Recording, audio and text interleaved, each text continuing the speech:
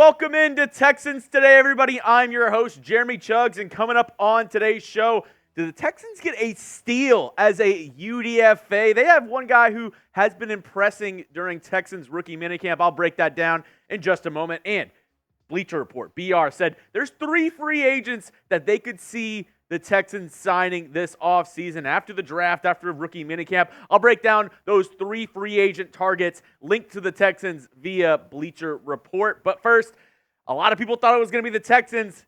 Not so fast, sweetheart. It is the Baltimore Ravens facing the Chiefs in Week 1, the very first game of the NFL regular season. It's going to be Ravens, Chiefs, Thursday, September 5th. So that leaves it where the Texans are going to be playing somebody else Week 1. I wonder who it's going to be. Here are their opponents for the 2024 regular season, and the question is simple. Who do you want the Texans to play in Week 1 now that it's not going to be the Chiefs? I mean, I've heard, maybe the Bears, maybe the Bills, maybe the Lions. I kind of like the Packers in Week 1. That's a pretty good matchup. I saw Landry Locker said possibly the Jets. Let me know down in the comment section, who do you want the Texans to play in Week 1? Now, getting into today's show, a UDFA steal?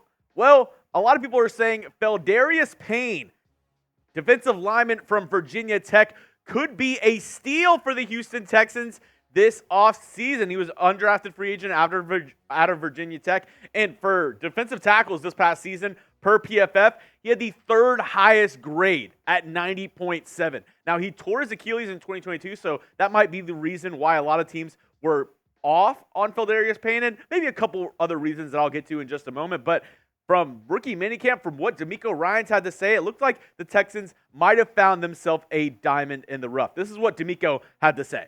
With signing Payne as a defensive tackle for us out of Virginia Tech, he's an undersized defensive tackle that is very explosive and quick. You saw him make a lot of plays on the other side of the line of scrimmage, utilizing his explosiveness and his quickness. So we would like to see him translate that to our scheme and what we do. We have some smaller defensive linemen on our team, and I think when guys play that style of ball that I want to play, the guys are attacking and we can utilize his quickness. Hopefully, Payne can be a guy who can add to that group as well. Now, when you're looking at a guy like Pheldarius Payne, yes, obviously strengths and weaknesses. Some of his strengths, he's a disruptive pass rusher, pretty good with his pass rush moves. He has great athleticism, and he's able to, get skinny, find his way into the backfield, really find those crevices in the offensive line and sneak into the backfield and make plays back there. I mean, last season, 10 tackles for loss for the Hokies, 4 sacks on the season.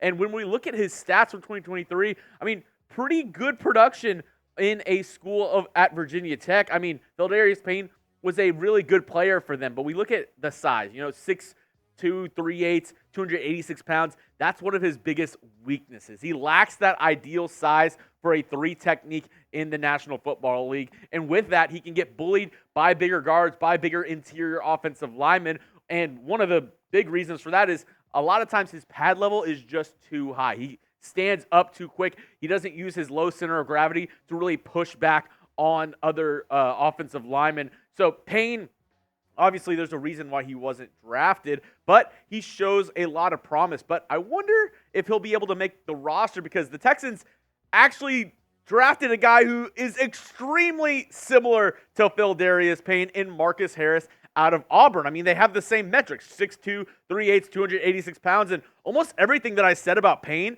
can be attributed to Harris. I mean, both undersized guards, both had a lot of production in college, and both are really good athletes and just undersized for the defensive tackle position. So it makes me wonder, out of these 2 guys, maybe they're fighting for that last roster spot at the defensive tackle position, because we look at, the defensive line for the Texans. The defensive tackle room, they added some guys in free agency in DeMeco Ryans and Foley Fudakasi, but behind them, it's really an open season. You have Tim Settle, who they signed, who has been a career backup in the NFL for Washington and Buffalo. You have Davis, you have Kurt Henish, you have obviously Marcus Harris, who they drafted in round 7. But both these guys have a good chance to make the roster, and it's very interesting that the Texans went out and targeted 2 guys very similar.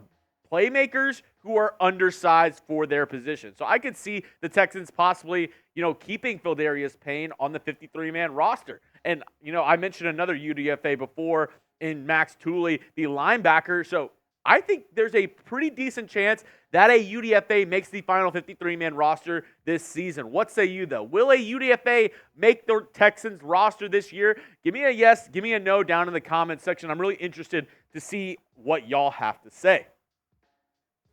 Now, going on to the next story in today's show, Bleacher Report linked 3 players to the Houston Texans after, the draft, after the UDFA signings, after rookie minicamp. 3 guys who Bleacher Report thinks can really help the Texans. First off, they mentioned Greg Van Roten, offensive lineman who played for the Raiders last year. He was their starting right guard. And honestly, for this one, I was a little perplexed because I don't understand this move. The Texans already kind of have a log jam there at the interior offensive line position. And they have a lot of things to kind of work out throughout this offseason and OTAs. There's 3 different offensive line depth charts that I have right now for the Houston Texans. And it has a lot of these young guys vying for positions. Jarrett Patterson, Juice Scruggs, and Kenyon Green, as we cycle through these depth charts, are the 3 guys who I think can really make a difference for this team. And then also, there's the possibility of moving Titus Howard to left guard if you want to put your second-round pick on the field this season in Blake Fisher.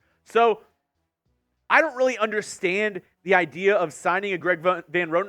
Obviously, he's a good player. He's a good depth player at that interior offensive line position, at the guard position for the Houston Texans. He would be a decent fit. But as of right now, you need to see what you have with these young guys. And bringing in an older guy like Greg Van Roten, he's only going to give you 1, maybe 2 seasons left in the NFL. Kind of seems like putting a Band-Aid over this position when you can really find out a lot about your team if you let these young guys play, if you let them duke it out this offseason and see if you possibly have somebody who can fill that gap for the next 3-4 seasons rather than just the next season. So I don't really understand signing another interior offensive lineman just yet, unless it's a guy who is going to be a really good starter, maybe a Connor Williams at center or guard. That would be the only one that would really make sense for me. Now, coming up, there's 2 more free agents that Bleacher Report linked to the Houston Texans. I'll break those 2 down in just a moment, but have some new gear for y'all folks. The H-Town Classics out now with our friends over at Fanatics. You can get the shirts, you can get the hoodies, you can get the sweaters, all available if you go to chatsports.com/H-Town. All available right now. The brand new H-Town logo with the brand new, dark blue and H-Town blue colored logo. I absolutely love it. These are fresh right now. Get them while they last because they won't last long. The link for that is going to be in the comment section and description of today's video. It's chatsports.com/H-Town. Click that link so Fanatics knows that we sent you. And go check it out. Maybe do a little window shopping. See if maybe you want some new gear for this next season. Next up, Bleacher Report linked Justin Simmons, and we talked about Simmons ad nauseum here on the channel, pre-draft and even post-draft, because he's one of the best free agents on the market, obviously. And if you're a team that's in win-now mode that thinks that they can win a Super Bowl, why not try to bring the Avengers together and bring the best squad available this next season while you have C.J. Stroud on a rookie contract, and you can pay some of these guys and have extra guys on your team like a Justin Simmons.